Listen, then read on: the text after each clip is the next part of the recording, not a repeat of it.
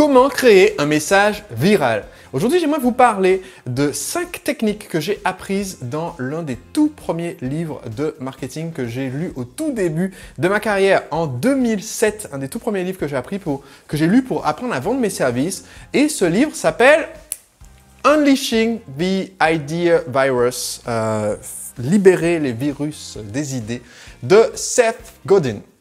Ce livre, en fait, c'est, je pense, carrément le premier livre en fait, que j'ai lu de marketing parce que l'auteur, Seth Godin, qui est l'un des marketeurs les plus connus au monde, avait mis son livre en téléchargement gratuit sur son site. D'ailleurs, si vous parlez anglais, je crois que le livre est encore disponible en téléchargement gratuit. Je vous mettrai le lien, je vérifierai juste après avoir tourné cette vidéo. Sinon, je vous donnerai le lien Amazon de ce livre. C'est un excellent livre dans lequel Seth Godin explique comment est-ce qu'on aide une idée à devenir une idée virale, c'est-à-dire et faire en sorte que, au lieu de devoir de notre côté forcer la consommation de nos idées, de notre message auprès de nombreuses personnes en utilisant de la publicité, comment faire pour que des personnes utilisent le bouche à oreille pour parler de nos produits ou services.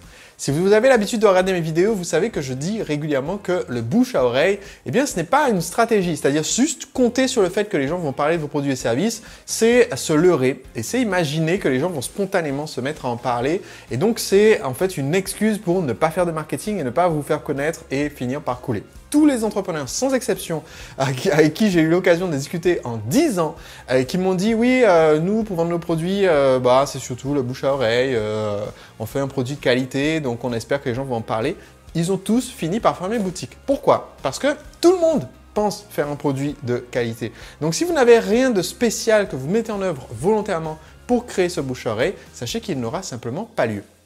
Dans le livre, donc, Seth explique tout le mécanisme qui a lieu, qui fait qu'une certaine partie de la population, ce qu'il appelle, alors c'est assez difficile à traduire, je ne sais pas si le livre est disponible en français aujourd'hui, pas la dernière fois que j'ai regardé, alors vous regardez cette vidéo peut-être, mais pour lui, les personnes qui communiquent les idées, il les appelle en anglais les sneezers. Et les sneezers, ce sont les éternueurs. Et donc, son idée, c'est de dire que si nous créons notre message et que nous voulons en faire un virus, ce qu'on veut, c'est pouvoir infecter des personnes qui sont hautement contagieuses et qui vont transmettre ce virus positif à beaucoup d'autres personnes. Et dans le livre, il donne 5 méthodes que je vais partager avec vous. La première méthode, c'est de créer un message, un produit, un service qui soit complètement viral. Qu'est-ce que ça veut dire créer un produit-service qui soit complètement viral? Ça veut dire que le produit en lui-même, quand on le consomme, on le dissémine à d'autres personnes. Un exemple. Eh bien, Hotmail, au début, qui était un des premiers services à proposer d'avoir une adresse email gratuite, Hotmail est un service qui utilisait cette technique. Chaque fois que vous envoyez un email en utilisant Hotmail, dans la signature de votre message que vous envoyez à quelqu'un, il y avait automatiquement un message disant « Vous aussi, vous voulez une boîte email gratuite? Inscrivez-vous ici chez Hotmail. » Autrement dit, l'utilisation du service fait que systématiquement, tout message envoyé, la personne qui le reçoit a l'opportunité de découvrir le message à l'intérieur. Autre exemple qui est cité dans le livre que j'ai trouvé intéressant, c'est l'exemple d'une entreprise qui s'appelle Blue Mountain, qui est l'un des premiers services à avoir proposé d'envoyer des cartes postales via Internet. Des cartes postales gratuites, vous savez, aujourd'hui c'est relativement courant, ça a été très à la mode dans les années 2000, pouvoir envoyer une carte postale pour dire joyeux anniversaire, joyeux Noël, etc. et l'envoyer par email, ce qui permettait d'envoyer des cartes animées, des cartes avec des petits messages audio ou vidéo. Eh bien, ils étaient parmi les premiers. Ce qui est intéressant, c'est qu'à l'époque, les entreprises qui dominaient le secteur des cartes postales étaient Hallmark et, ils donnent notre nom, American Greetings. Donc, les sociétés qui réalisaient des millions d'euros de chiffre d'affaires en vendant des cartes traditionnelles, des cartes postales, des cartes de vœux en magasin. Et en fait, ces sociétés ont essayé de faire le tournant de la carte de souhait, la carte de vœux via Internet, mais ce tournant a été un échec pour eux parce que ce qu'ils avaient en tête, c'est on veut que les gens payent pour pouvoir envoyer nos cartes. Ce qui est en fait traduire notre business qu'on a hors ligne directement en ligne. Et le résultat, c'est que si quelqu'un paye pour envoyer une carte et que la personne qui reçoit se dit « Tiens, c'est intéressant, j'aimerais aussi à mon tour envoyer une carte », eh bien cette autre personne a énormément de friction parce que le produit lui-même n'est pas vraiment viral, il y a un frein pour pouvoir à son tour le faire passer. Blue Mountain, lui, s'est lancé en disant, vous pouvez envoyer des cartes. Alors, il y a plusieurs modèles, beaucoup de modèles gratuits, quelques modèles payants. Et donc, vous pouvez envoyer des cartes. Et ils ont constaté que leurs utilisateurs allaient envoyer en moyenne à 5 personnes. Et que sur ces 5 personnes, 50% des gens qui reçoivent les cartes allaient à leur tour dire « Tiens, c'est génial » et envoyer des cartes. Donc, vous vous retrouvez à avoir, pour chaque utilisateur que vous avez récupéré, vous avez 5 personnes qui reçoivent une carte, 2 personnes et demie. Bon, sur des grands chiffres, ça fait que sur 500, 250. Donc, 2 personnes et demie vont à leur tour envoyer 5 cartes. Et donc, le but chez Blue Mountain était plutôt d'avoir un pourcentage de leur base qui paye des cartes, qui utilise des cartes payantes, mais de croître à très très grande vitesse. C'est ce qui leur a permis d'acquérir en fait des centaines de milliers d'utilisateurs en l'espace de quelques semaines, alors que Hallmark et les autres fabricants traditionnels de cartes ont galéré pour faire cette transition vers Internet et sont encore en retard aujourd'hui par rapport à des précurseurs comme Blue Mountain ou en France, je crois que c'est dromadaire.com qui permet de faire l'équivalent et d'envoyer ce genre de cartes gratuites. Donc c'est la première méthode. La première méthode, c'est de faire en sorte que votre produit ou votre service soit lui-même le véhicule pour donner envie d'acheter ce produit ou service. Quand quelqu'un utilise un Polaroid dans son groupe d'amis pour la première fois et que la photo sort directement, c'est directement viral parce que ça crée l'envie chez les autres personnes qui sont aux alentours, le fait de voir même le produit en utilisation sans même qu'on leur en ait parlé ou qu'on ait essayé de le leur vendre.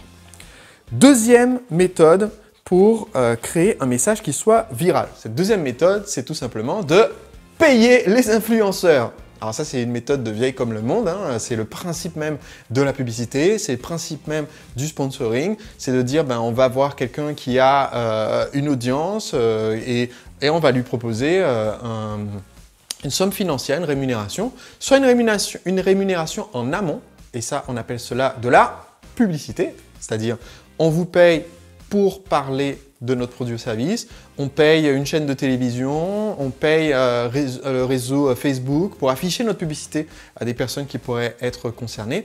C'est un des systèmes les plus classiques et plus vieux comme le commerce. L'autre méthode, c'est de dire qu'on va payer uniquement s'il y a eu du résultat. Et ça, on appelle ça tout simplement l'affiliation. L'affiliation, c'est de dire je vais contacter l'influenceur, lui proposer de parler de mon produit ou service et sur chaque vente qui aura été réalisée via son aide, via le fait qu'il en ait parlé, son article, sa vidéo, eh bien, il va toucher une commission. Ça vous permet de ne pas avancer de fonds, ça vous permet de uniquement payer une fois que l'argent est rentré via des ventes de clientèle. Alors un point qui est super important si vous décidez de faire ça, c'est que vous devez éliminer la friction. Qu'est-ce que c'est que la friction? Eh bien, c'est la difficulté pour l'influenceur de parler de votre message et c'est la difficulté pour la personne qui entend parler de votre produit ou service de l'acheter. L'auteur Seth Godin donne l'exemple dans son livre, il dit que si vous avez remarqué à ce stade, puisque là on est page 83 quand il en parle, il dit voilà, quand je mentionne un de mes autres livres, je vous donne le lien pour aller l'acheter sur Amazon ou Barnes & Noble. Pourtant, mes livres sont disponibles dans plein de librairies et plein de librairies en ligne. Pourquoi est-ce que je parle spécifiquement de Amazon? Eh bien, il explique, il dit, parce que Amazon me paye une commission quand les gens viennent via mon lien. En plus de ce que je touche en tant qu'auteur, je touche le programme d'affiliation d'Amazon, c'est environ 4%. Donc, bon, je touche 4% de plus sur chaque vente de livre si vous passez par Amazon. Donc ça, c'est le point que je viens d'expliquer, payer l'influenceur. Et le deuxième point, c'est que la boutique d'Amazon est optimisée pour vendre. Autrement dit, même si toutes les autres boutiques qui vendent des livres avaient aussi des programmes d'affiliation, ce qui n'est pas le cas, celle d'Amazon est une des mieux optimisées. Donc, l'influenceur sait que quand il envoie son audience pour aller voir un livre, eh bien, il y a plus de chances qu'ils achètent sur le site d'Amazon que par exemple sur le site de l'éditeur du livre. Donc, il va directement envoyer les gens là où il y a le moins de friction. C'est pour ça que c'est important de supprimer la friction dans votre message. Troisième technique pour rendre votre message viral qui est légèrement différente de la précédente. Cette troisième technique, c'est de faciliter la transmission du message. Et de la facilité pour un public bien spécifique qui est effectivement à nouveau les influenceurs. Donc là, l'idée c'est de réfléchir à comment est-ce que je fais pour que les personnes qui sont importantes dans ce secteur puissent plus facilement parler de mon produit ou service qu'il ne parlerait du produit ou service d'un concurrent. Donc, qu'on les paye ou pas, là, ça n'entre pas en ligne de compte. Là, il s'agit vraiment de comment faire pour que ça soit plus facile de parler de moi que de parler d'un concurrent. Par exemple, si vos concurrents distribuent des cartes de visite dans tous les salons, si vos concurrents distribuent des brochures, eh bien, pour un influenceur, une brochure, c'est pas quelque chose qui va facilement distribuer à quelqu'un d'autre. Si vous avez un membre de votre famille ou un ami ou un contact professionnel qui vous demande une recommandation, vous n'allez pas forcément dire « bah tiens, j'ai une brochure que j'ai reçue dans un salon il y a quelques jours, il y a quelques semaines » et vouloir transmettre cette brochure. Vous n'allez pas transmettre une publicité. Par contre, ce qui est facile à transmettre, c'est un objet de valeur. Et donc, ça, c'est facile. Donner un échantillon que vous avez reçu, qui peut être un échantillon d'information, c'est beaucoup plus facile à transmettre qu'une brochure. Et donc, une des nombreuses techniques, mais une des plus efficaces pour justement faciliter le passage d'informations, c'est de proposer un livre ou un guide. Par exemple, mon livre, Le secret des entrepreneurs libres, c'est comme une carte de visite, certes, mais c'est une carte de visite avec de l'information et de la valeur. Autrement dit, pour un influenceur, c'est beaucoup plus facile de parler à son audience de mon livre et de donner le lien, ou même d'offrir certains de mes livres, comme je propose à mes clients. Offrez mes livres, il n'y a pas de souci. Si vous avez 500 clients, je vais vous expédier une caisse de 500 livres et vous pouvez les offrir à vos clients. Ok, ça fera plaisir. C'est beaucoup plus facile de transmettre l'information quand elle est comme ça, sous une forme qui a de la valeur, plutôt que de faire suivre une vidéo de pub du marketeur français. Donc, si vous créez cela, j'appelle ça un objet social, c'est-à-dire un objet tangible qui a de la valeur et qui est facile à transmettre à quelqu'un d'autre, eh bien ça vous aide à transmettre cette information. Un autre exemple, l'entreprise ClickFunnels basée aux États-Unis envoie des trophées immenses de 80 x 50 cm pour les clients qui, comme moi, ont généré plus d'1 million d'euros de chiffre d'affaires en un an en utilisant leur plateforme. Eh bien, maintenant je me retrouve avec cet immense trophée posé sur un mur dans mon salon, ce qui fait qu'il est arrivé régulièrement que des personnes invitées chez moi me demandent de quoi il s'agit. Donc, c'est une façon facile en fait pour eux de créer ce bouche à oreille. La quatrième technique mentionnée dans ce livre, c'est d'augmenter numériquement le bouche à oreille. Donc, c'est de renforcer numériquement le bouche à oreille par une communication en ligne qui permette au bouche à oreille de rester permanent. Donc, comment est-ce qu'ils font pour renforcer numériquement ce bouche à oreille? Eh bien, tout simplement, un des exemples donnés par l'auteur, c'est quand quelqu'un vous donne fait passer l'information ou vous donne un commentaire positif, de publier son témoignage de façon à ce que maintenant il soit entre guillemets dans le marbre et que 5 ans plus tard, quelqu'un puisse découvrir ce témoignage et décider d'acheter votre produit ou votre service. C'est une des techniques les plus simples du monde pour transformer un bouche à oreille qui sinon aurait été juste passager en quelque chose de pérenne pour votre entreprise.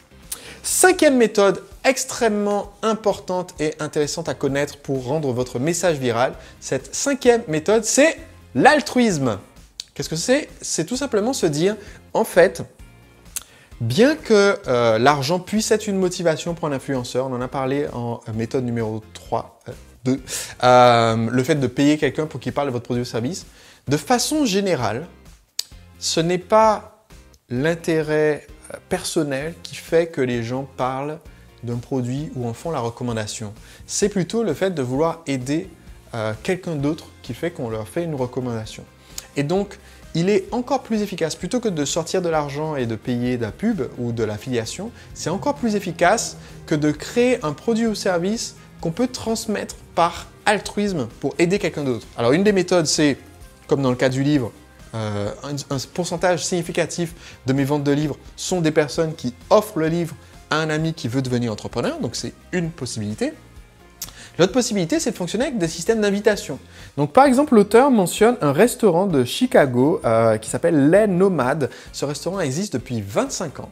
Et leur stratégie, quand ils ont lancé ce restaurant, c'est un restaurant de cuisine française d'ailleurs, quand ils ont lancé ce restaurant, leur stratégie, c'est que le propriétaire et cuistot du restaurant s'est rendu compte qu'il y avait énormément de concurrence. Ce n'est pas le premier restaurant de Chicago. Et donc, essayer de faire du marketing pour juste vendre l'envie de venir dans son restaurant, ça serait difficile. Donc, il a décidé de faire autrement. Il a offert 500 cartes de membres à des personnes parmi son réseau de contacts. Et il a restreint son restaurant aux personnes ayant une carte de membre. Autrement dit, le restaurant n'est pas ouvert au public. Seules les personnes qui ont une carte de membre peuvent venir y manger. Et si vous êtes membre, vous pouvez inviter autant de personnes que vous voulez. Je crois qu'il y avait peut-être une limite à 5 personnes. Non, voilà, autant de personnes que vous voulez.